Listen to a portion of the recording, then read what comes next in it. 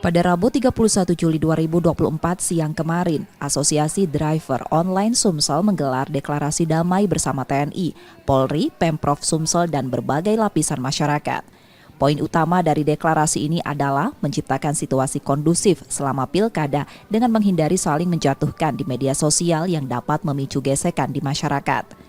Pilkada yang damai diharapkan akan melahirkan pemimpin berkualitas yang mampu memperjuangkan aspirasi masyarakat dan meningkatkan kesejahteraan Provinsi Sumsel. Ketua Asosiasi Driver Online Palembang menerangkan, deklarasi ini diinisiasi sebagai respon terhadap potensi negatif yang mungkin berdampak pada pengemudi online. Yang penting intinya bagaimana mempertahankan jalur konflik di Sumatera Selatan.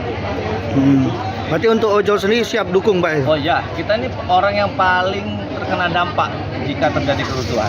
Ya. Karena kita ini kan rata-rata memang di bawah garis kemiskinan kehidupan kami. Artinya kalau ini terjadi masalah, itu bisa berbahaya bagi kehidupan kami juga. Makanya kami ingin pilkada ini pilkada damai. Selain deklarasi, Asosiasi Driver Online Sumsel juga mengajak instansi pemerintahan dan masyarakat untuk menandatangani petisi Pilkada Damai. Yudi Kiswanto, Kompas TV, Palembang, Sumatera Selatan.